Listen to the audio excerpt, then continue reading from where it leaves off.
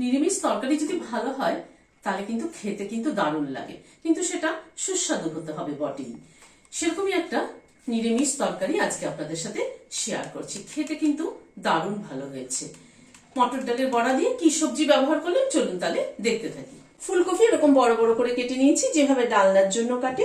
দুটো আলু কেটে নিয়েছি এরকম ভাবে ডুমো ডুমো করে, যেভাবে ডালনার জন্য কাটে। আর কুমড়ো এরকম বড় বড় করে কেটে নিয়েছি। আমরা সাধারণত আলু ফুলকপির ডালনা করি, কিন্তু আলু ফুলকপির সাথে কুমড়ো দিয়ে করে দেখবেন দারুণ লাগে। কিন্তু এখানে আমার হাতের মুঠে 1 মুঠ নিয়ে আর একটু বেশি নিয়েছি মটর ডাল। ভালো করে ধুয়ে ঘন্টা 2 মতো ভিজিয়ে রেখেছিলাম।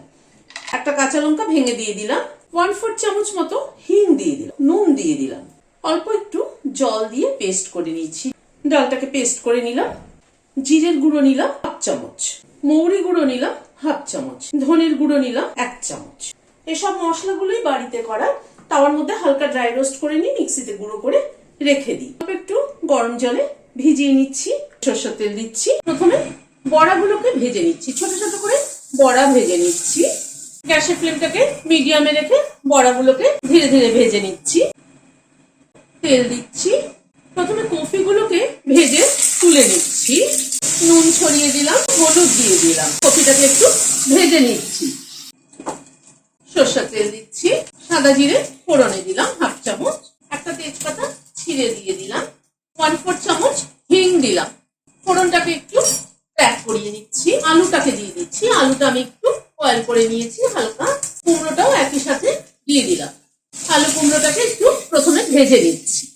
নুন দিয়ে দিলাম, হলুদ দিয়ে দিলাম। প্রায় মিনিট 4-5 সময় ধরে ভালো করে আলু কুমড়োটাকে ভেজে নিলাম। এবার যে মশলার পেস্টটা তৈরি করে রেখেছিলাম সেটা দিয়ে দিলাম। বাটিটা ধুয়ে একটু গরম জল অ্যাড করে দিচ্ছি, মশলাটা কষাতে সুবিধা হবে। 1 ইঞ্চি মতো একটা আদার টুকরো আর 2টো কাঁচা লঙ্কা পেস্ট করে নিয়েছি, দিয়ে দিলাম। সব মশলাটাকে একটু ভালো করে কষিয়ে নেব। 1/2 চামচ কাশ্মীরি রেড চিলি পাউডার দিলাম। অল্প একটু হলুদ দিচ্ছি। 1-2 মিনিট একটু মশলাটাকে নাড়াচাড়া করে নিলাম। এখানে 2টো টমেটো পেস্ট করে নিয়েছি, সেটা দিয়ে দিলাম। টমেটোটাকে দিয়ে আরো মিনিট 2 সময় ধরে মশলাটাকে কষিয়ে নিলাম। গরম জল দিয়ে দিচ্ছি। ফুলকপিটা দিয়ে দিচ্ছি। 3-4 মিনিট মতো ঝোলটা ফুটলো। বড়াগুলো দিয়ে দিলাম। 1/2 চামচ ঘি দিয়ে দিলাম। 1/2 চামচের একটু বেশি চিনি দিয়ে দিলাম। 1/4 চামচ মতো গরম মশলার গুঁড়ো ছড়িয়ে দিলাম। মিশিয়ে দিলাম। গ্যাসের ফ্লেমটাকে বন্ধ করে দিলাম। দিয়ে ঢেকে দিচ্ছি স্ট্যান্ডিং টাইম 5 মিনিট।